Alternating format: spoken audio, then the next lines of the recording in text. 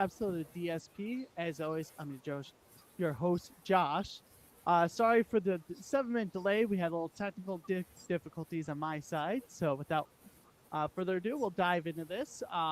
This episode is brought to you by Great Lakes Disc. Whether you're looking for cool new gear or your new favorite disc, Great Lakes Disc has what you need. Click the Linktree link and you'll see the Great Lakes Disc link. Click that and start your shopping today. While you're on the Linktree, you'll also see a link for Idio Sports. If you want to take your game to the next level, make sure you get Idio shoes on your feet. The only disc golf shoes made by disc golfers for disc golfers. Also use my discount code discseeker to save money on your next order.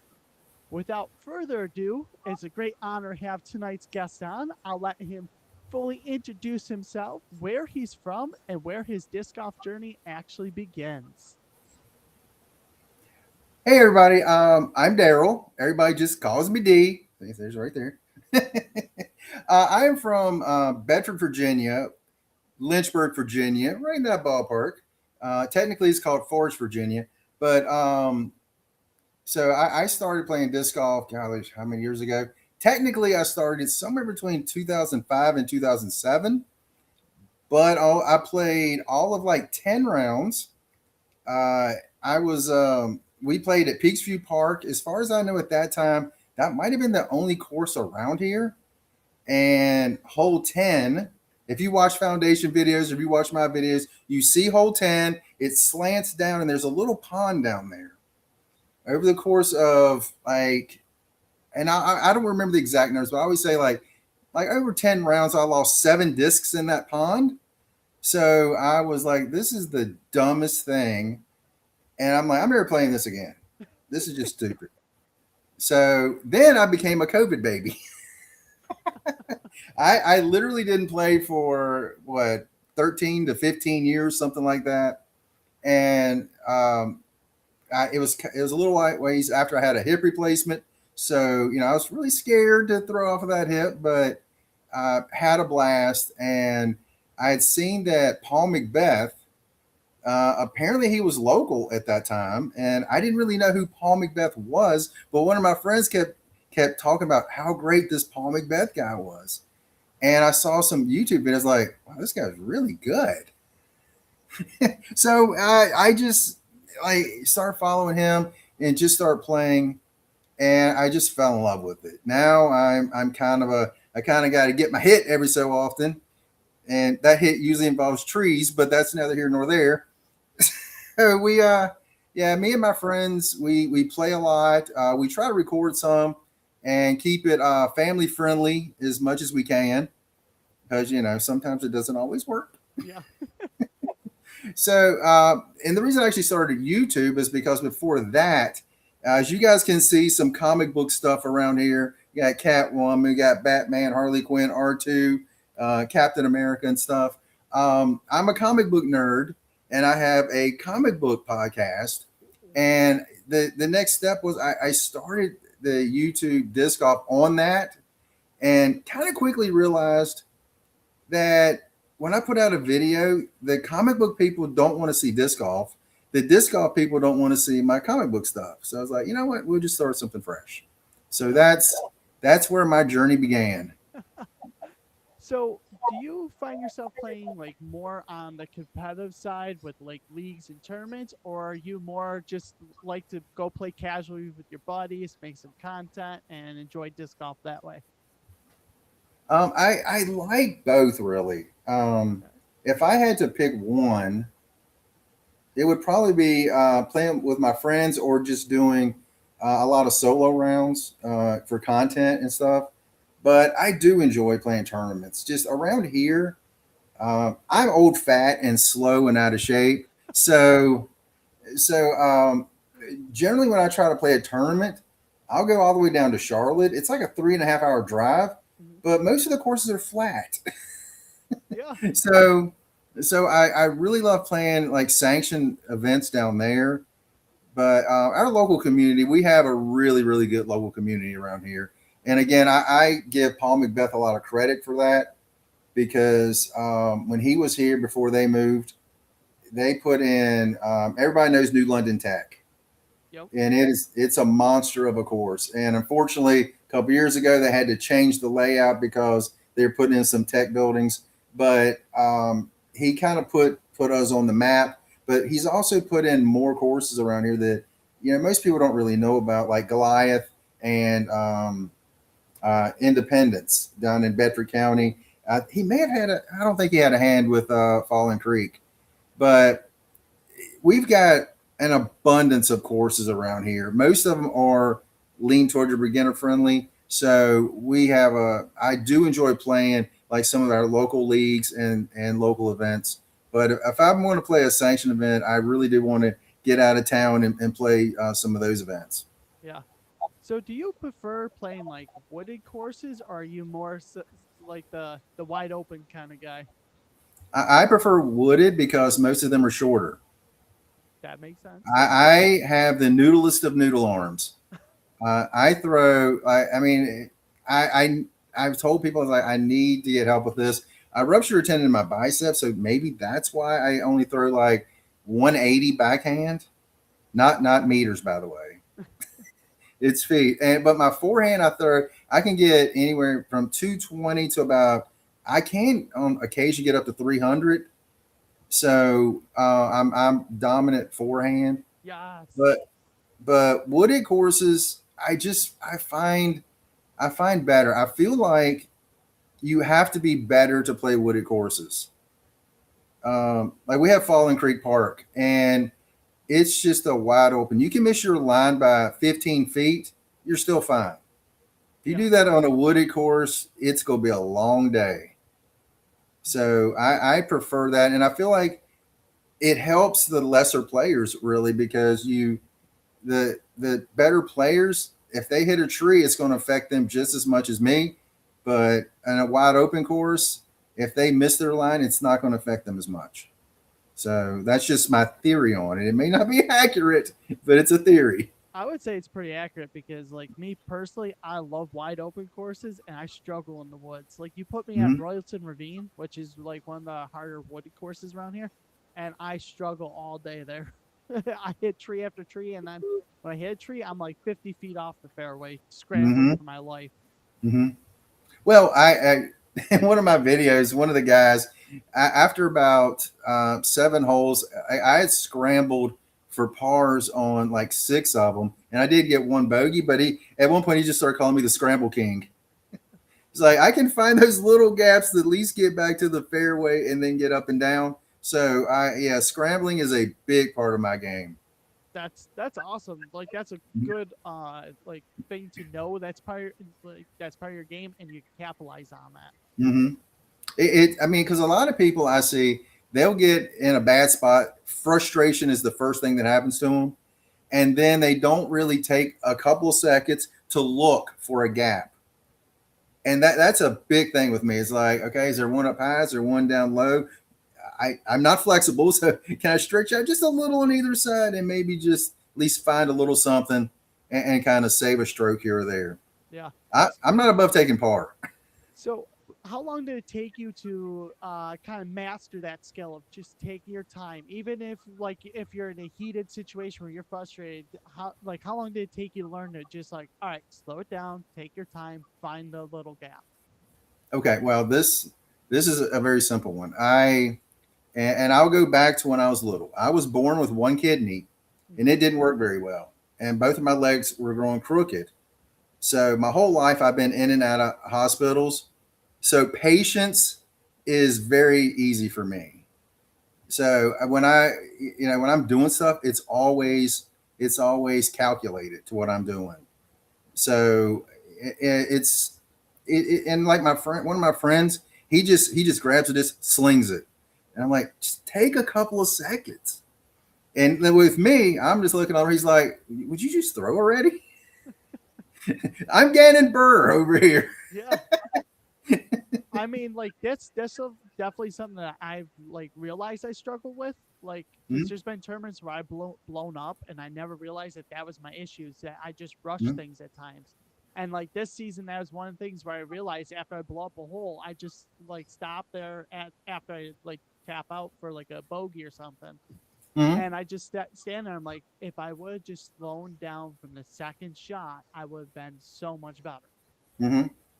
Yeah. Yeah, you just gotta take your time. I mean, not take too much time, but just and I'm always live in this next shot. I mean, I threw a bad shot, nothing I can do about it now.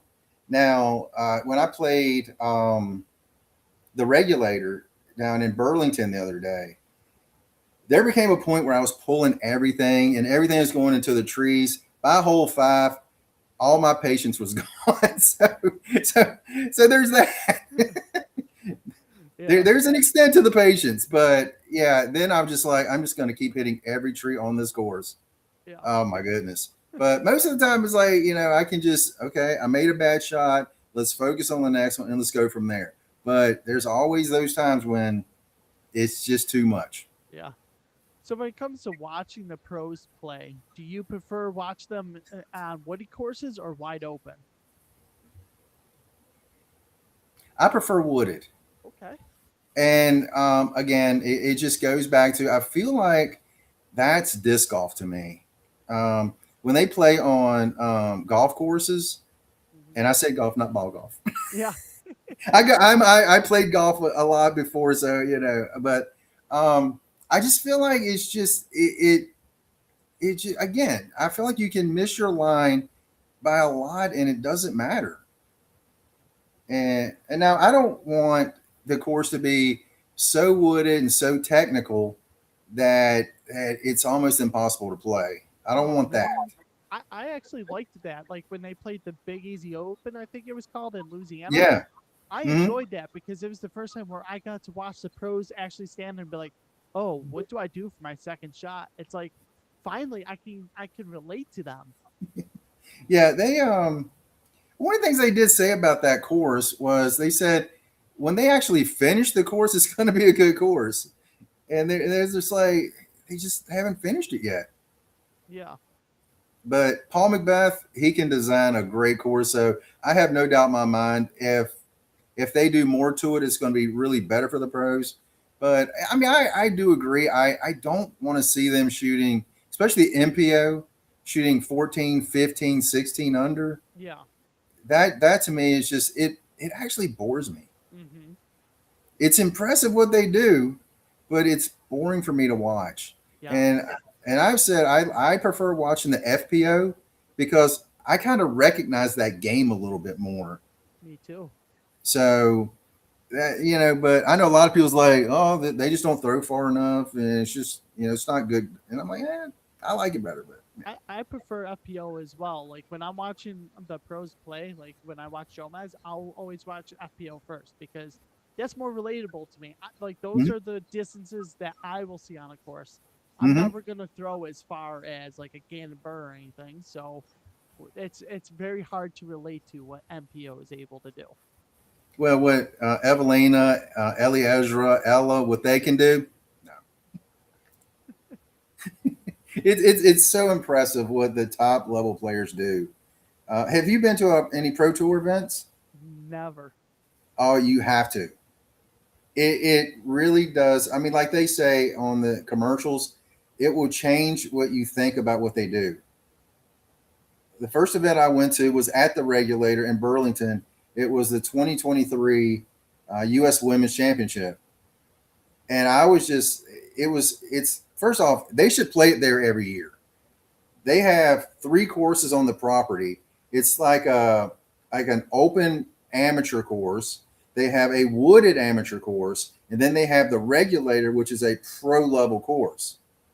And so the FPO were playing the regulator, and a lot of the other divisions were playing the other two courses, but they're all on that same property. Hmm. So when you had like the youngest, like 7-year-olds, 10-year-olds, when they finished playing, they could walk over like 100 yards and now watch the best players in the world play.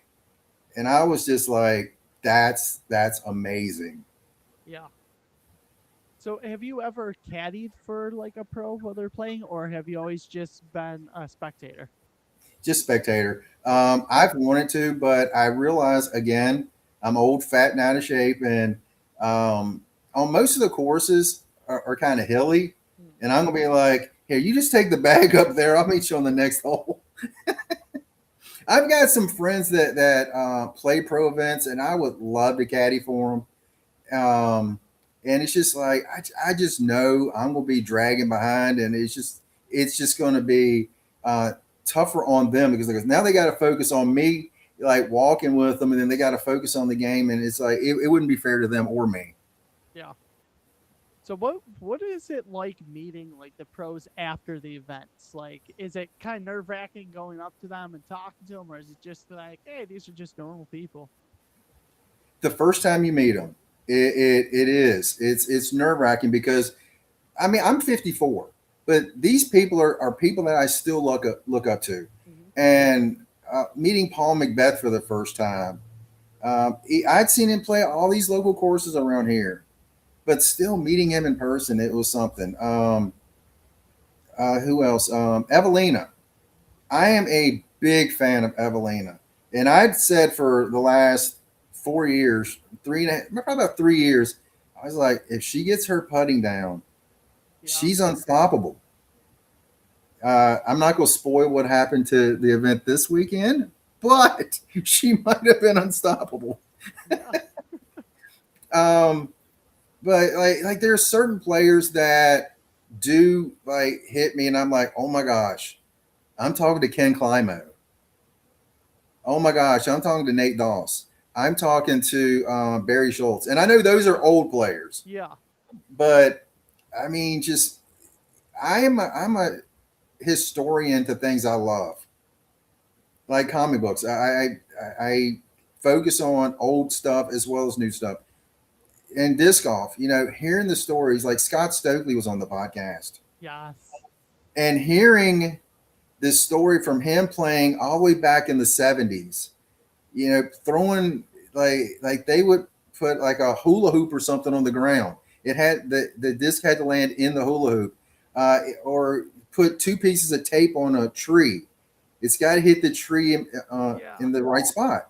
And then he's like, "Oh, the arguments we would have. Did it hit inside of it or not? And that to me is so awesome.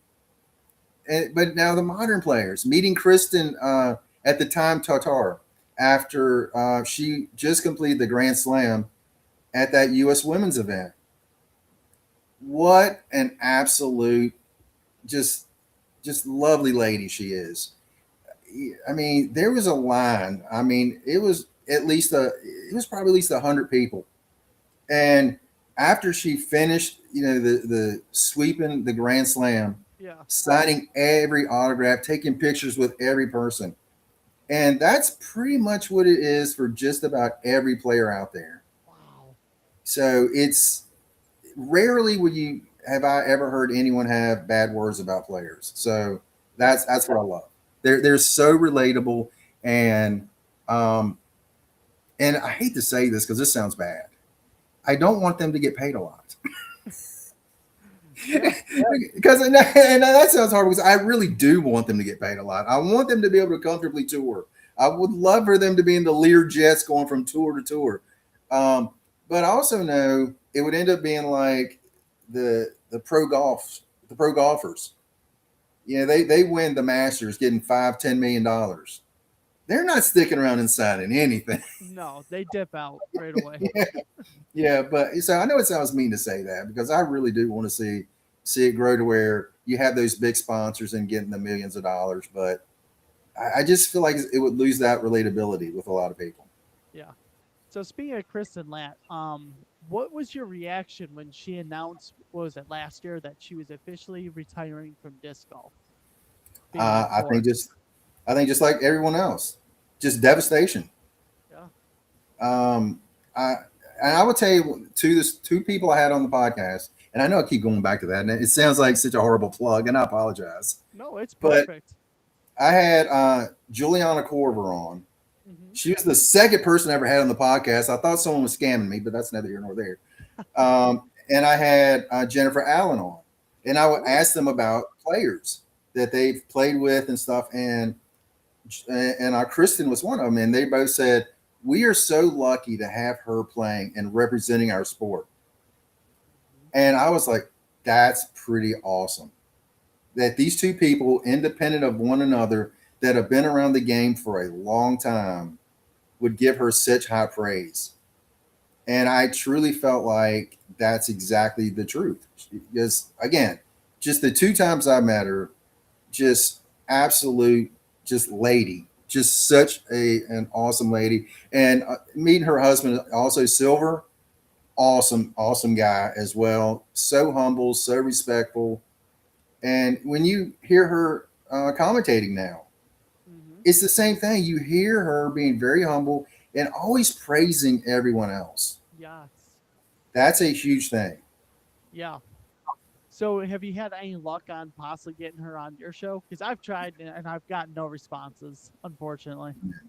I talked to Hunter Thomas, and he was like, "That's the one person I want to have on, be able to play around with, or have on the podcast or something." It's like, nope, no luck. Yeah. And I assume she everything she does goes through Latitude. Oh, probably. I mean, our Mm. best bet of ever playing around with her would be going to Estonia and hopefully running into her on a course. Yeah, yeah. Oh, by the way, what's the man's name? Uh, oh my gosh, Johansson. The guy that does all the Latitude 64 commercials and stuff. Oh, Jonathan? Jonathan, yes, Jonathan. Johansson is the other guy. Yeah. But that's a dude. I would love to talk to him. Love to have Yeah. him on the podcast. Yeah. What a fun I've tried guy. reaching out to him and he hasn't responded yet. So, Yeah, yeah. Same. so, do you throw any special like tour discs and like what actually do you throw? Like what's in your bag? I just happen to have some. Perfect. This absurdly beat in Katrina Allen Sale. This was from the first run, and this bad boy right here is my absolute baby. I mean, it's got like chunks and stuff taken out of it because it may or may not hit 1,000 trees by now. When I saw her at the Players Championship last year, I was like, "Hey, do you have any more of these?" She's like, "I just lost my last one." Like, darn it! But so I've gotten recent ones since then, and they just are not the same for me. Yeah. Now, this is my forehand disc. It is 170, 172. Um, for most people, it's going to be extremely overstable. For her, it's a roller disc. For me, it's a beautiful flying disc. It will go out, forehand goes out, a little turn, and then kind of fade back out. Such a great disc, and I just love that disc. Now, my backhand disc, I didn't bring it over here. Is a diamond Oh, okay. because again, noodle arm. It's very understable for most people. For me, and that's actually a very lightweight, like 154. Yeah. So I just let it go out there and just let it kind of fade on out. So speaking of a diamond, have you tried the new amber yet from Latitude? I actually just got one. I have not got to throw it yet. You're gonna love it. Me personally, I didn't like it because I don't like super flippy discs. But Mm-hmm. a guy that I was playing with, who lives out in Rochester, Mike, I met up with him to go play Parma. Mm-hmm. That was my first time. He's played it on repeat since he lives right there. But he used to throw the diamond, and now he switched out to amber, and he goes at such an easy distance disc for Mm-hmm. like his noodle. Like he says he's got a noodle arm, so he just fires that thing, and it just Mm-hmm. goes. You're gonna love it. Yeah, everybody has said it's like a higher speed diamond. Mm-hmm. And now I will say one thing I would love. I do want one that's in that one. If they get it up to like, I know they have upper 160s gram ones, but they didn't have any online. But I would like to get one around 170 and go forehand with it. The Trilogy Challenge has a heavier amber. Oh, really? Yes. Now I got to find out if someone actually has one of those around here. Yeah. We have a couple of guys that does things, and right now they're all in argument with one another. Oh boy. So we may have one, we may not. Yeah. Now they always have the MVP challenge or the MVP. What do they call Circuit it? challenge or something. Yes, yeah. I don't throw MVP. Neither do I. I just don't like them. Mm-mm. I'm not putting him down any because like one of my friends, that is all he throws. The MVP, Streamline, and whatever the Axiom. Axiom, yeah. Yeah, he throws all those, and another one of my friends throws nothing but Discraft. And I tell people this: when they sponsor me, I will gladly change my bag to whatever. Yeah. So you're an open bag guy, right? Just Yes. whatever. hmm I mean, my main disc is that the sail. Then I have a couple of road runners that I throw. Love my road runners. I have a Page Pierce Soul. That's kind of my backhand upshot disc, and my Simply Incredible Pure. Kind of looks like this right here with my logo on it. That's pretty cool. Yeah, they have them on. They had them on dynamic discs, and you can get your own logos on them. Yeah. So I was like, yeah, kind of like this because I was gonna say this. This is probably my favorite disc right now. Ooh, Everybody that comes on the podcast gets to sign the disc. that's super cool.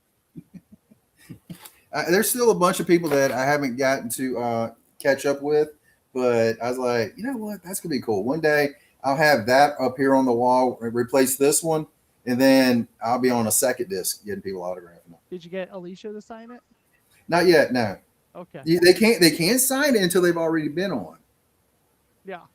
So she was on the podcast not long after Champions Cup. Yep. Yeah, I watched that episode. It was pretty good. She's awesome. Yeah. Like some people may. I mean, I'll ask you this: do you find some people are really easy to have a podcast with, and some people it's like, Yeah. Yes. There's been a couple episodes where I've had to kind of stretch people and get them to open up. But once I've gotten them to open up, they flowed perfectly. mhm. And then there's some people are just naturally just hop on and you don't even have to put effort in it and they just flow. It's like Mhm. perfect. Like Big Germ when he was on. There were three things I kind of want to talk about. I always talk about how you got into disc golf. That's always first one, like athletic background and stuff. But I want to talk about his USDGC championship, Joe Mez, the practice rounds, and the post coverage. We talked so much; those three things never got hit. It was about an hour and 45 minutes. Wow. That's pretty cool. I mean, when you start a subject with him, let it go. Yeah. And I loved it. I love that because I love hearing people's stories, and Yep. because that's why I love the podcast is to share. I always call it like this. I should have called it Disc Golf Journey because I want to share their journey from how they got started, when they got into the game, people that encouraged them, and mentors they had, and where they are now and where they see their careers going and stuff. And I should have called it that instead of disc golf chat, but Yeah. it is what it is. So what actually inspired you to start your show? It went back again to the comic books. Me and my friends, we would talk about comics, and I have something on that channel. We call it origin stories. Mhm. Like in comic books, you have like the heroes and villains. You have their origin story of how they got started, and so like I have like some of my YouTube friends have been on, and we kind of talk their origin stories. And I was like, man, I remember when I was little. I'm a diehard baseball fan, except my Mets are absolutely horrible right now. But I always thought when I was younger, it's like, how cool would it have been to talk to players back then? Darryl Strawberry, Dwight Gooden, Mike Schmidt, Nolan Ryan, Cal Ripken Jr., Ken Griffey Jr. Be able to just talk to those guys. And I was like, I'm just going to reach out to people and talk to them and try to, hear their stories. And it just kind of happened like that. Chelsea Howells was the first person that I reached out to. She's from Utah. she just happened to follow me on Instagram, or I followed her on Instagram. I can't remember how it went. And I was like, I'll just reach out to her because she had just played in a tournament with Jennifer Allen. I was like, well, I know Jennifer. Yeah, So I just reached out to her and we started talking, and it was like, yeah, she was like, sure, I'll be on. that's And it cool. just kind of went from there. So, what things have you learned from your like very beginning to where you are now, as far as your show goes? Like, what things have you learned along the way? There's a lot of people that started in ultimate frisbee. Yes. Some people I had no idea, and it's like, oh wow, okay. But that's one thing. Another thing is I think players really do love the sport and want to talk about the sport and want to share the sport, Mm-hmm. and that's why I like Juliana. And I said I'd bring this back up. Um, the second person on the podcast was Juliana Korber, 5-time world champ. Why was she the second person that would be on my podcast? Why do I not have to build up to one of the greats of the game? And I thought someone was pranking me. I thought it was a fake Instagram account that I reached out to, and I was like, shows about to start. That's Juliana Korber. And again, I think that's what it is. I think people really do want to share the game and be and help build the game and make it better. So I that's why what I love about it. Yeah. And to now answer the question that you asked me, I have that. That's what I've learned. I think that's what I've learned, that the vast majority of people are really good people. Some people, uh, Jennifer Allen, will occasionally throw in a profanity and totally didn't even realize. That's funny. But no, it's awesome. It really is to be able to just talk to the players that you look up to. Yeah, that's what I've learned. I think. That's really cool. Mhm. So did you start out in ultimate frisbee? Because it seems like everybody has, except for No, me. no. I back in 2006 or seven, I trained mixed martial arts. Oh I went wow. to Gold's Gym all the time. I was a black belt at that time. Now I'm just fat, out of shape, and old. But I may have mentioned that 5 times now. But yeah, me and one of my friends, yeah, we would play all kinds of stuff, ping pong all the time, pool. You watch movies, play video games. And one day he just said, "Hey, you want to go play disc golf?" I was like, "What in the world are you talking about?" So he's like, "Oh, we'll go down to Play It Against Sports." Mhm. And at that time, all they had was Innova discs. So he's like, "Just get a driver, a mid range, and a putter. It's all you'll need." Because we went to Peachtree Park, really short pitch and putt course. So like, all right, what do these numbers mean on here? He's like, don't worry about that. You don't need to know that. So I got a uh, what is it Nate Sexton fire, not fireball, Firebird. Firebird, yes. All right. This was Firebird pre Nate Sexton. So it's like again 2005, 2007. And I was like, this is a cool design. Okay, I'll get that. It's very overstable. So yeah, and then a Rhino, and I can't remember what the third the mid range I got was, but yeah, that's how I got started. And like I say, the first few rounds, I was like, this is just stupid.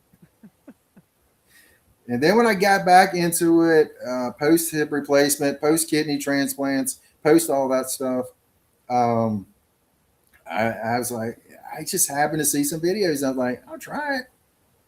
Got hooked immediately. Yeah.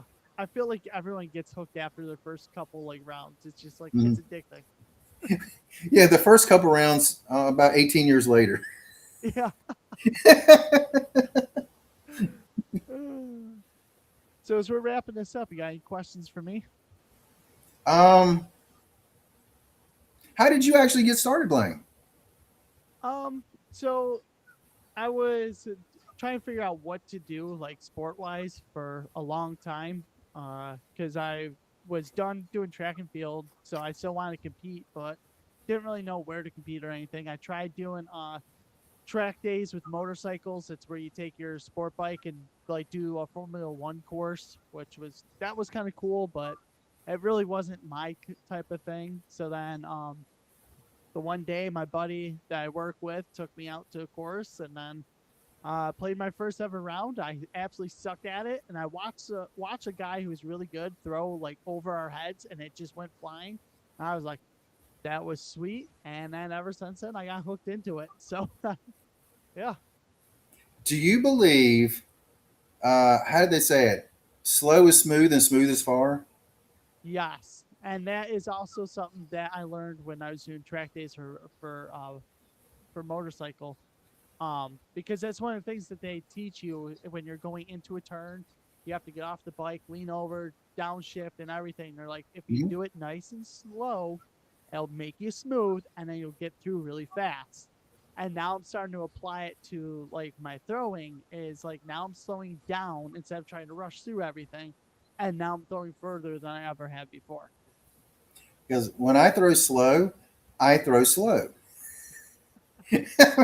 It's like, okay, nice and smooth and slow. Okay, it went 85 feet. Yeah, for me, I I feel like can't for get that. yeah, for me, I feel like when I slow down, I can feel the power in my feet, and then Mm, that's when I can pull through and throw really strong. mm, yeah, it's just me. Who is your favorite players? Favorite players. Geez. Uh, I like watching Owen Scoggins. She's one of my favorites. I love like her forehand because that's kind of where I learned my forehand, and I like her.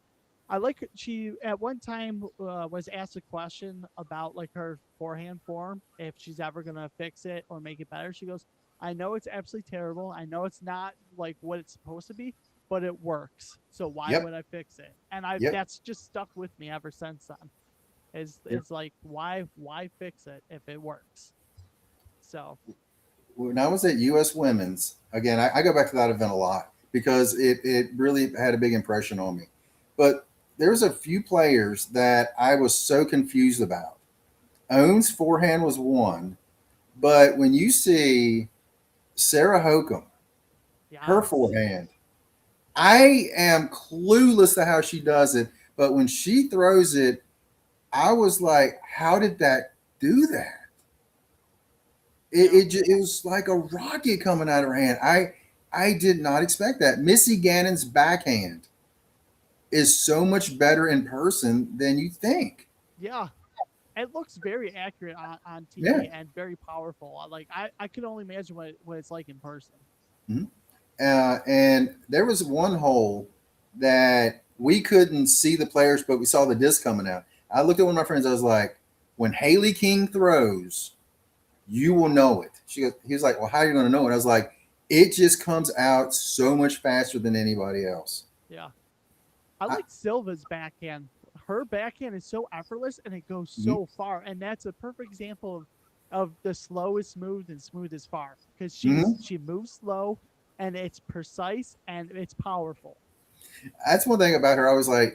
It's like she throws it, and it's like she just goes in super slow motion to bend down, pick up the disc, and come up. But what I love about her too is when the disc is in the fairway, stand still backhands. Yes, That's what I do. I yeah. love my stand still backhand.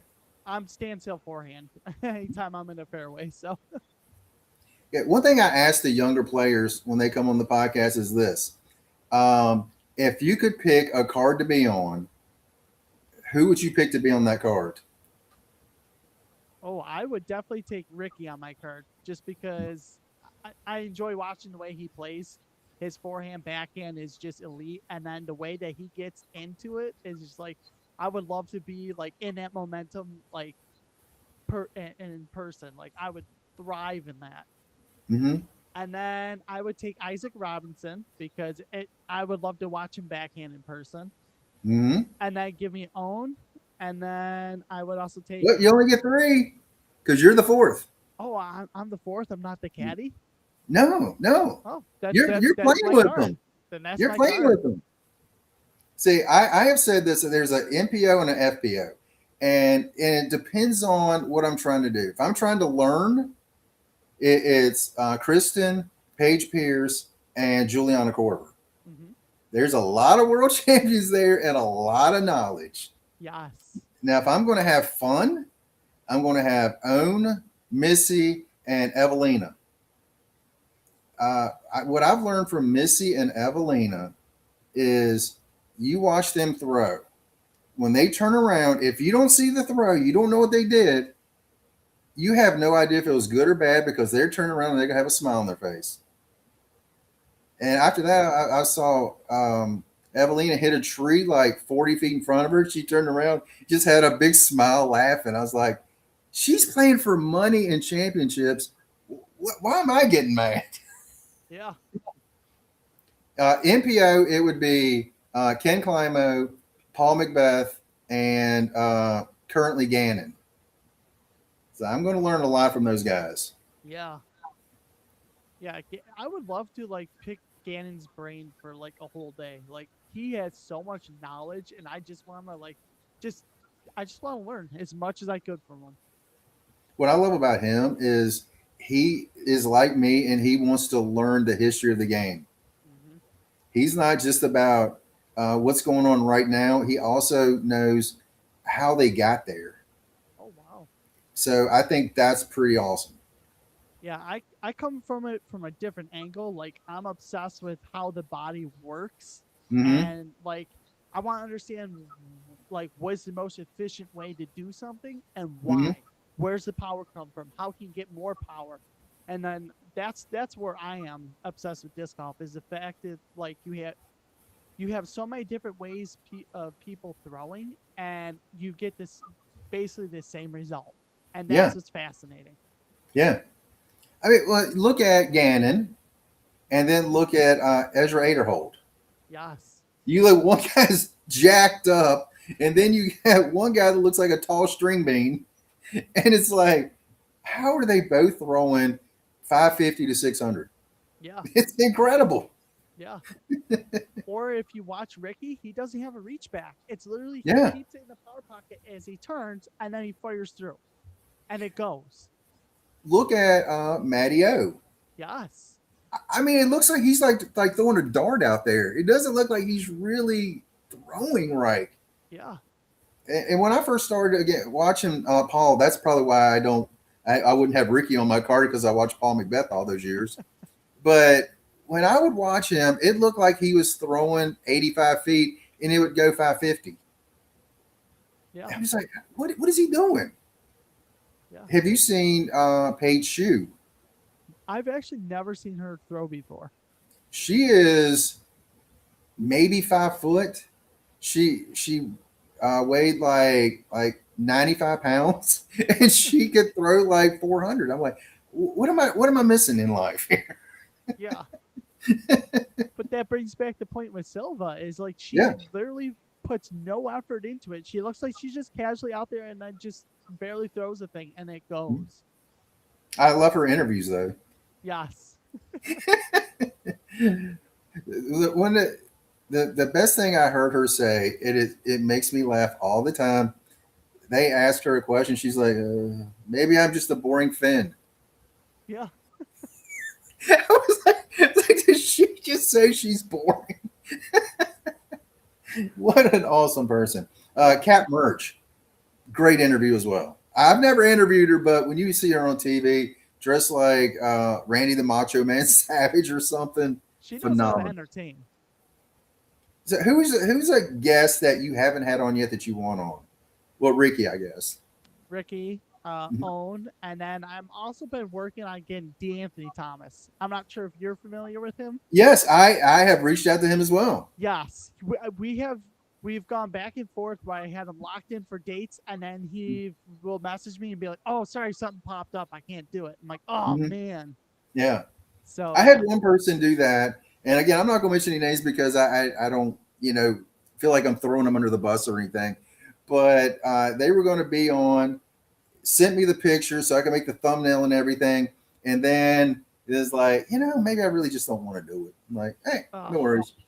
But yeah. I had a great story with this person that I wanted to share because me and that person had an interaction at an event. It was hilarious. But like, one day that maybe that story will come out. Yeah.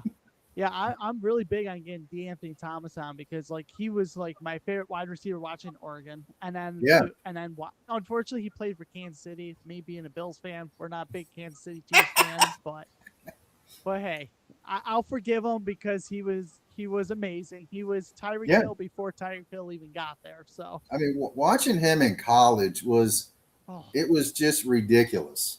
yeah, It was kind of like him and Reggie Bush back in the day. yes, I mean, they were just cheat codes. yeah. It was incredible. And I'm not sure if you follow D'Anthony anymore, like through his Yeah, disc golf right now, but he yeah. is crushing it. And did you see how far he's throwing already?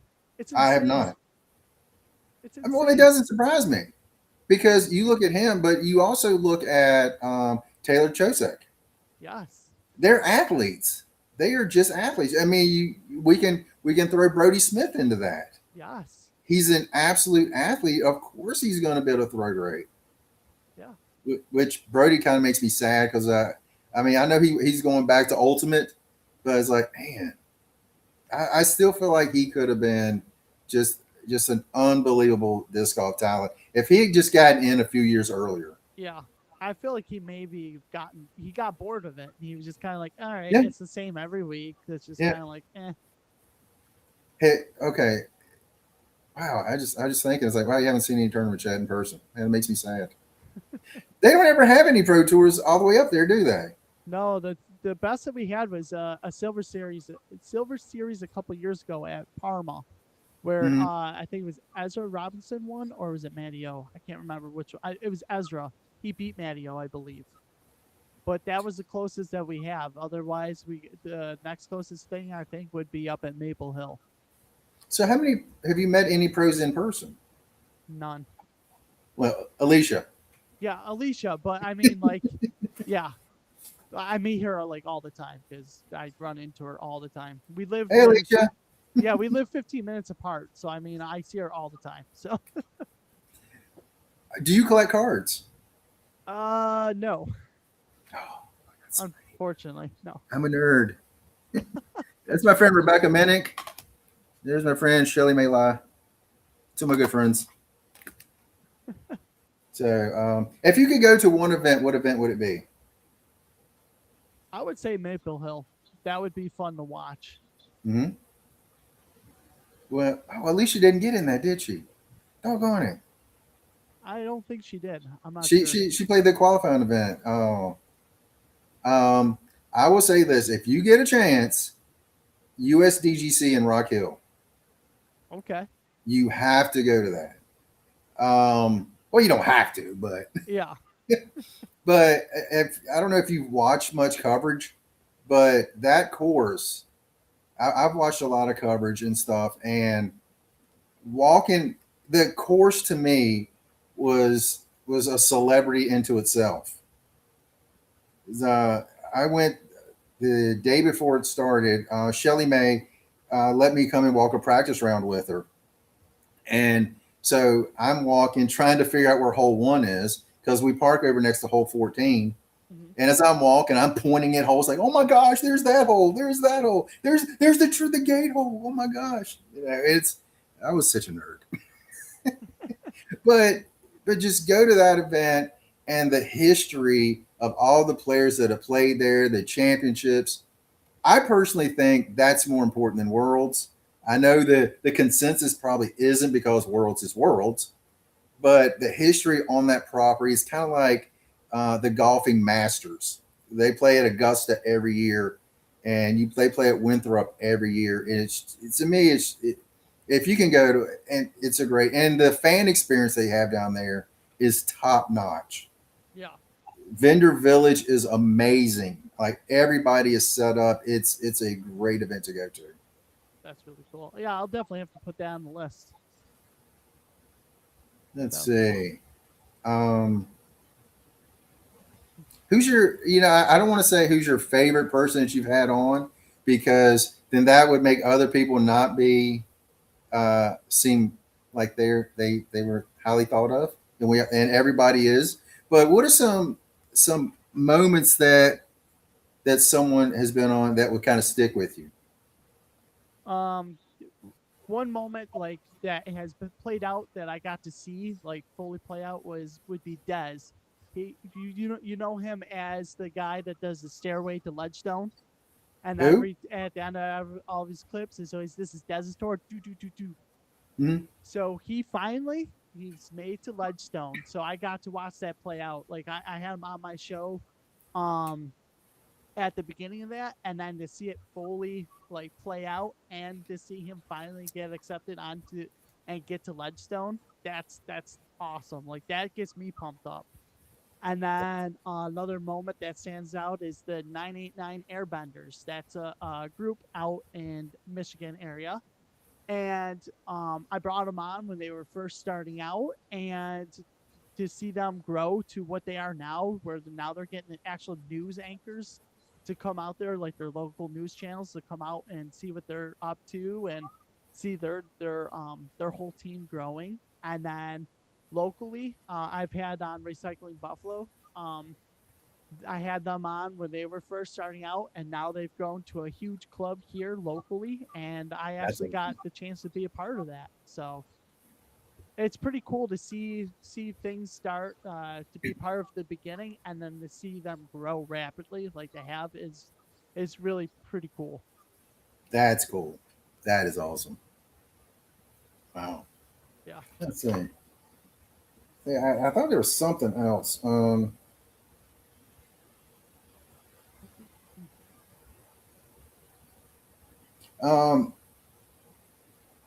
I know one thing that you sent me, and I'm sure other people don't care about this, but the process of getting people to come on the show. My process is always go to events and talk to a lot of people, and then after that, see who kind of seems like they're interested, and then reach out to them. And some people, just send a message to them on Instagram or something. How do you go about getting people on? I basically like you. I'm not sure if you've ever heard the saying of shooting your shot. Yeah, So basically, I just shoot my shot and I send a DM, and then if it goes from there, cool. If it yeah. doesn't, oh well. Like I've had a couple pros be like, "Nah, not interested," and I've had a couple pros reach back. I'm like, "Really? You want to be on my show? Okay, cool." Like one for me that happened to was Isaac. It was a few weeks after he won Worlds, and he was like, "Sure, I'll be on." Yeah. It's like you just won Worlds. That's well above me, right? All right. So the final question I have for you is, what are your goals for this year, and how can people follow your show? Um, Follow my show, just Simply Incredible Disc Golf on YouTube. Go to Instagram, Simply Incredible Disc Golf over there. And like we try to put content out when we can. Again, with all the operations and stuff I've had, sometimes the old man body just don't want to go out and record, but I love doing it. Interviews, it's just like I'm reaching out to people, and there's somebody I just realized I forgot to message back. I'm sorry. So I got to reach back out to him and kind of like apologize. But but the goal is again a lot more people to talk to. Hopefully, I can have more pros on, and not just pros, but I also want people that's involved with the game, whether it be commentators or whatever. I saw you had Terry on, and Terry Yep. Miller is somebody I really look up to. I love what he's done. I mean, he tried to well not tried. He played like events back in the day, and he still plays events, but he found his niche doing what he does. And I always said, I'm never going to be on the pro tour, but I can talk. I Hmm. can talk way too much, and so that's a way I can share the game and get more people out there. Um, and and yeah, and just play more, and just talk to more people. I love talking about this game because I just love it. I love playing it. It's a passion, uh, which I do have a passion around here somewhere. It's always a passion. Yes, yes, I have a joy around here too. Um, but yeah, yeah, I love it. And that I think the goals are like for YouTube. I don't have any thoughts about numbers because I know I'm not gonna be like one of the big channels or anything. But that's okay. I can still spread the game in the way I can. And at one event, somebody come up to me. You know what? Let me ask you this before I say this. Have you had anybody recognize you? Yes, there's been a couple times this year where I've had people at tournaments that I've been at come up and be like, "Oh, you're the guy that does the show," and it's like, "Oh wow, you actually recognize and watch my show? Okay, cool." Yes, and isn't it weird? It's very weird. It's more so weird that like people are actually like watching it, honestly, because I never expect anyone to give like my show a time of day, honestly. Okay, I was in Florida at Supreme Flight Open at the beginning because my friend Rebecca, she lives down there. Her and her husband, they've opened their home to me, let me come down and stay. And so I was at that event. Somebody comes up to me, and goes, "Hey man, I watch your channel a lot." I was like, "Excuse me?" Like, "Oh, we love your channel." I'm like, the comic book one. And I was like, I'm sorry I hit all those trees. But no, it's so cool that I was there. People recognize me. I was at Queen City this year, and Champions Cup's local, so I kind of, and I hate to say expect it, but people know me around here. But when you go to cities that you don't expect, and he's like, okay, it validates what you're doing. Hmm. And one thing I talked to one guy about, he was an older gentleman too, and he was like, I like watching your channel because I don't know how to throw 550 feet. I can't do that. I can watch your channel and I'm like, I relate. I'm like, you know what? That's my audience. Yep. So people that can't throw far, people that may not be that good, I'm your guy. Yeah, any reels that I post, like I don't sugarcoat. Like a lot of people out there will sugarcoat. Oh, look how great I am, and only like show good shots. Like I take people through like as I'm growing in the game. Like my backhand, like I post videos of when I first started my backhand and to where I am now, and I still have a lot of work to go with it. But even my unique forehand form, everyone knows me around here for it being so unique and different. But like, and I make sure that I post it because it's just like this is me. Like I'm not gonna sugarcoat anything. Like I don't throw over 350 feet. Most of the time on a course, I'm 300 feet at most. So it's not Mhm. like I'm going like these big bombers or anything. But like I'm honest and open, especially when I post videos. It's just like I'm your average guy out here. I'm not like some superstar.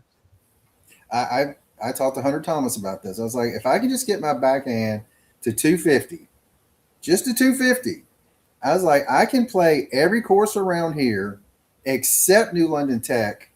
I can play every one of them under par. He goes, yes, yes, you can. And I was like, so if you're throwing 300, I think you can play the vast majority of courses par or better. Hmm. But until you get to your top tier pro tournament events or courses, then you have trouble. Yeah. So, hey, thanks for coming on tonight. Hey, thanks for having me on. I again, whenever I can have a chance to talk to disc golf with people that have that same passion,